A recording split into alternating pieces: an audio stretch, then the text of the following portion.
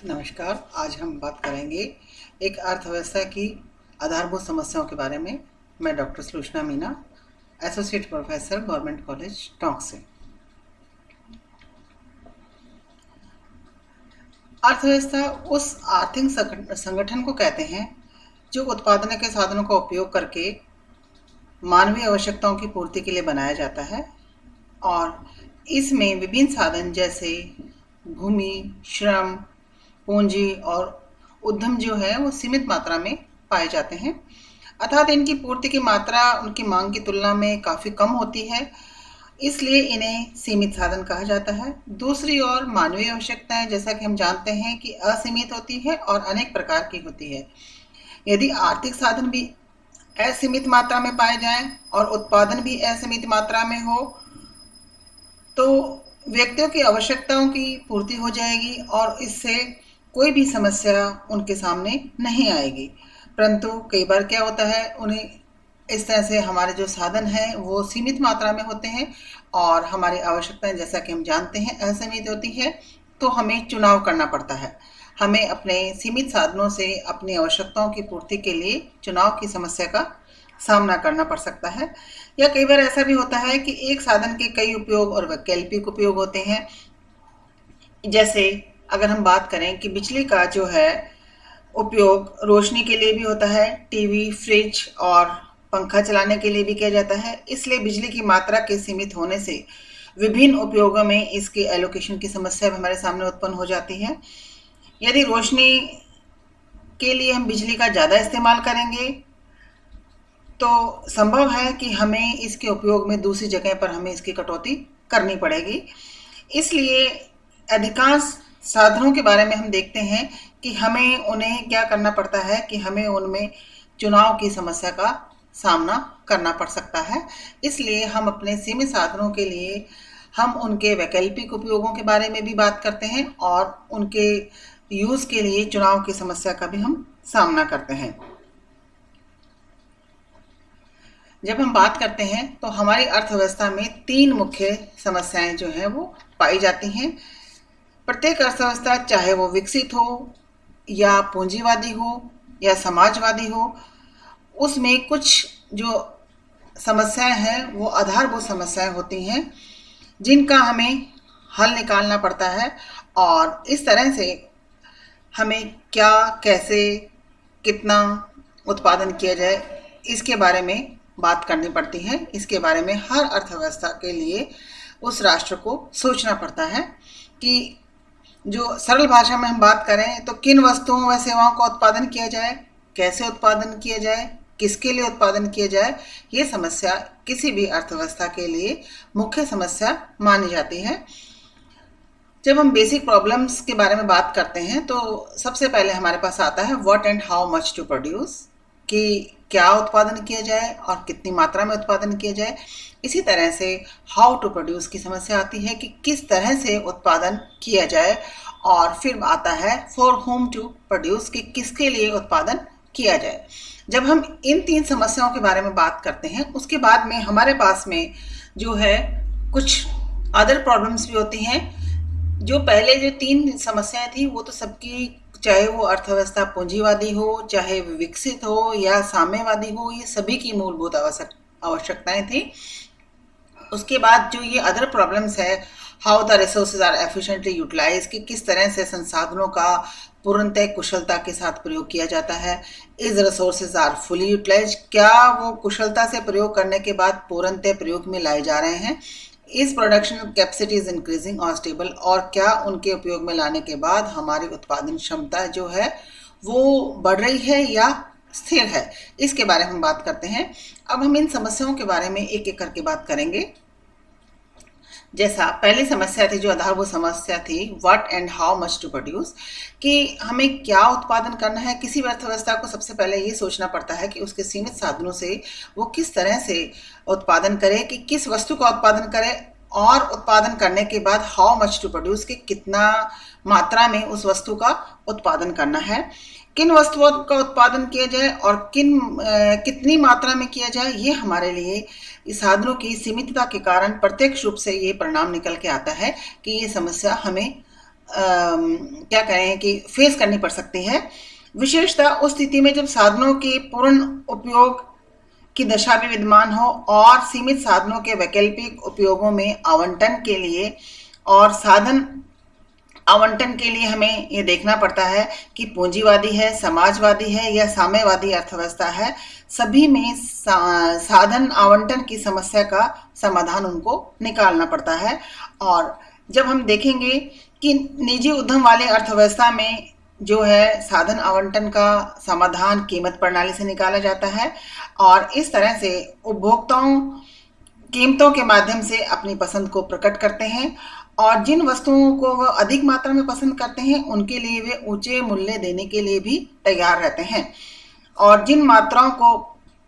ऊंचे मूल्य देने के लिए तैयार रहते हैं और उत्पादक भी उसी वस्तु का उत्पादन बढ़ा देते हैं और अपने संसाधनों को उस वस्तु के उत्पादन में लगा देते हैं। इस तरह से हम ये कह सकते हैं कि कीमत सिद्धांत के अंतर्गत हम इस बारे में विचार करते हैं कि हमारे जो संसाधन है उनसे हमने पूंजीगत वस्तुएं बनानी है या उपभोग वस्तुएं बनानी है, कि उनका उपयोग जो संसाधनों का पूंजीगत वस्तुएं बनाने के लिए जिनको हम कैपिटल गुड्स कहते हैं उनमें लगाया जाए उन संसाधनों को, या कंज्यूमर गुड्स जिन्हें हम उपभोग वस्तुएं कहते हैं उनके लिए उनका प्रयोग किया जाए। उसके बाद में कि जब अगर हम ये डिसाइड कर लेते हैं कि हमें कैपिटल गुड्स बनानी है या कंज्यूमर गुड्स, फिर ये आता है हमारे सामने प्रश्न कि कितनी मात्रा में उनका उत्पादन किया जाए, कि हमारे अर्थव्यवस्था के हिसाब से हमें उसकी मात्रा भी निश्चित करनी पड़ती है। नेक्स्ट समस्या जो हमारे सामने आती है, जब हमने ये डिसाइड कर लिया कि हमें कंज्यूमर गुड्स कितनी बनानी है, कैपिटल गुड्स कितनी बनानी है और कितनी मात्रा में बनानी है, तब हमारे सामने प्रश्न ये आता है हाउ टू प्रोड्यूस, कि उनका उत्पादन किस प्रकार से करना है, कि उसके लिए लेबर इंटेंसिव टेक्निक का यूज़ करना है या कैपिटल इंटेंसिव का टेक्निक का यूज़ करना है। क्योंकि किसी भी वस्तु के उत्पादन के लिए एक से ज़्यादा विधियां हो सकती हैं और उत्पादन की विभिन्न विधियां हैं उनका हम चाहते हैं कि उनका हम सर्वोत्तम या बेस्ट यूज़ हम उसका कर सकें। जब हम एक सीमित भूमि पर हम श्रम, खाद और मशीनरी की मात्रा को बढ़ाकर उत्पादन करते हैं तब उसे हम गहन कृषि कहते हैं। और जब हम भूमि की मात्रा को स्थिर ना रखकर भूमि की मात्रा को बढ़ाकर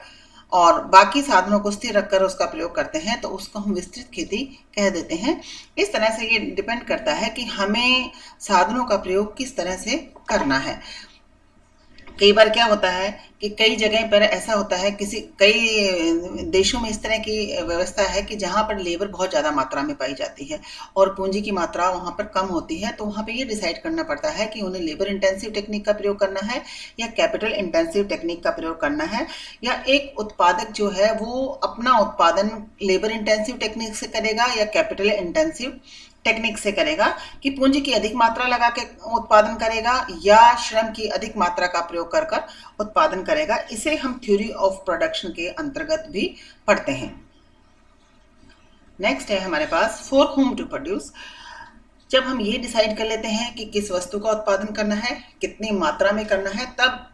और किस विधि से हमें उसका उत्पादन करना है, तब हमारे पास में नेक्स्ट जो समस्या आती है किसी भी अर्थव्यवस्था की जो आधारभूत समस्या है वो है फॉर होम टू प्रोड्यूस, कि किसके लिए उत्पादन किया जाए, कि जो वस्तुएं समाज में के सदस्यों में किस प्रकार से वितरित की जाए, कि लेबर में श्रम में जैसे है उसमें कितने वस्तुओं का वितरण किया जाए और कैपिटल जहां पूंजीगत है उनको कितनी मात्रा में वस्तुएं दी जाए। इसी तरह से जो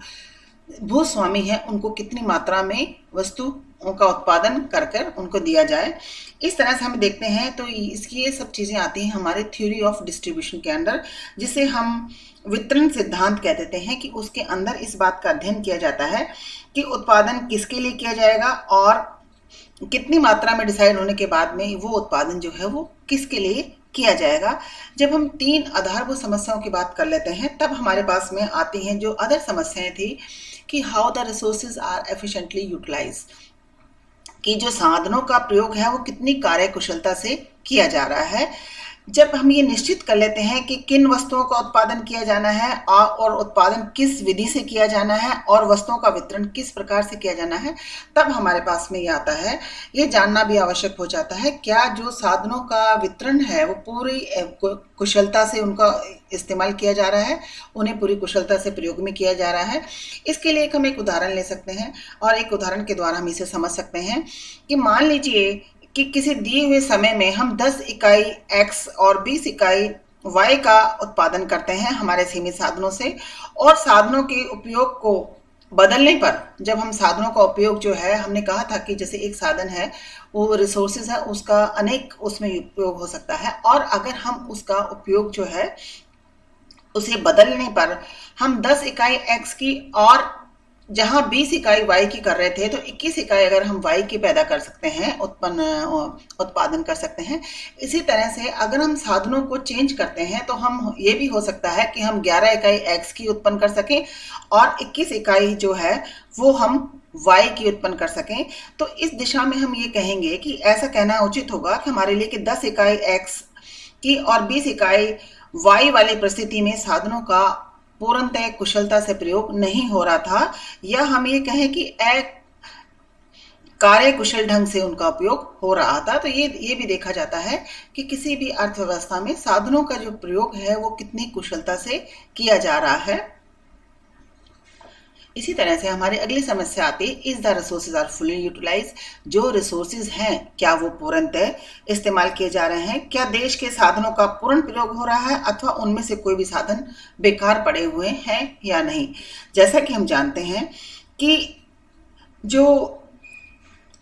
विकसित और अर्ध विकसित देश हैं दोनों में ही उत्पादन के कई बार ऐसा है कि साधन जो है वो हम ये कहें कि फालतू पड़े रहते हैं, बेकार पड़े रहते हैं साधन, और जिसके कारण क्या होता है, उद्योग प्रधान जो विकसित देश है वहां भी वस्तुओं की मांग में गिरावट आ जाने के कारण कल जो कारखाने वगैरह हैं वो बंद हो जाते हैं। एक्सेस मात्रा में उत्पादन होने के कारण कारखाने वगैरह बंद पड़े रहते हैं, जिससे औद्योगिक श्रमिकों में क्या होता है कि बेरोजगारी या बेकारी फैल जाती है, और वहाँ कारखाने होते हैं, कच्चा माल होता है, मैनेजर होते हैं, और कभी कभी जो है माल की मांग घट जाने के कारण बेकारी का सामना भी उन्हें करना पड़ सकता है। और इसके विपरीत कई बार अर्ध विकसित या जो विकासशील कृषि प्रधान देश हैं वहां पर पूंजी और अन्य सहायक साधनों के अभाव में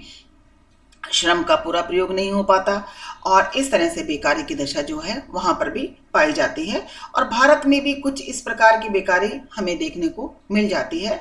और इसी तरह से जब हम बात करते हैं कि 1930 में जो विश्वव्यापी मंदी का जिसको हम कहते हैं, उसमें भी काफ़ी गंभीर तरह की समस्या हमारे सामने थी, और उस समय लॉर्ड कीन्स ने एक किताब लिखी थी जिसका नाम था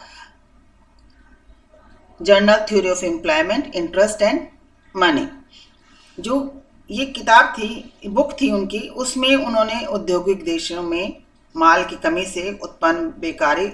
का विश्लेषण किया था इसमें, और समाधान प्रस्तुत किया था, और हमारे लिए ये बताया था कि किस तरह से साधनों के अप्रयुक्त रहने पर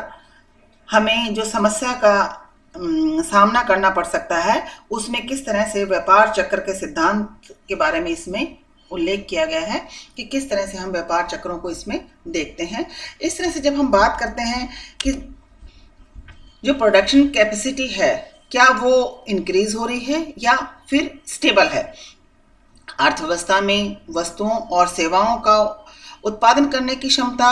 वैसी ही है या बढ़ रही है। और जहां हम बात करते हैं कि उत्पादन क्षमता के बढ़ने से जीवन स्तर भी बढ़ जाता है, और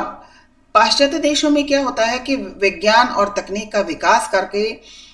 लोग जो है उत्पादन क्षमता में काफ़ी विकास कर लेते हैं। और इसके साथ क्या होता है, जब एक देश की उत्पादन क्षमता का विकास जनसंख्या की वृद्धि दर से अधिक होता है तो वहाँ का रहन सहन अपने आप ऊंचा हो जाता है, और यदि उत्पादन क्षमता का विकास जनसंख्या की वृद्धि दर से कम होता है तो रहन सहन उनका को ऊंचा रखने में, या हम यूँ कह सकते हैं कि उनके रहन सहन को ऊंचा रखने में कठिनाई हो सकती है। और ये जानना भी हमारे लिए बड़ा इंटरेस्टिंग रहता है कि एक देश की उत्पादन क्षमता दूसरे देश की उत्पादन क्षमता की अगर हम तुलना करें तो किस तरह से ज़्यादा होती है या कम होती है। और इस तरह के जो सिद्धांत हैं वो हम पढ़ते हैं थ्योरी ऑफ इकोनॉमिक ग्रोथ के अंदर, जिसे हम आर्थिक विकास के सिद्धांत कह देते हैं। इस तरह से अभी हमने बात करी कि किस तरह से हमारे सामने जो 3 मुख्य समस्याएं होती हैं, जो आधारभूत समस्याएं होती हैं, वो हर देश में पाई जाती हैं। और तीसरी जो और अलग तरह की समस्या थी, वो डिपेंड करता है कि वो देश विकसित है या अर्धविकसित देश है, किस तरह का है, तो वहाँ पर उन समस्याओं का हम सामना करते हैं। अर्थव्यवस्था में ये समस्याओं का सामना सबको करना पड़ता है। और इस तरह से हम इनके बारे में जो है एक एक करके हमने बात की और इसके बारे में विचार किया। धन्यवाद।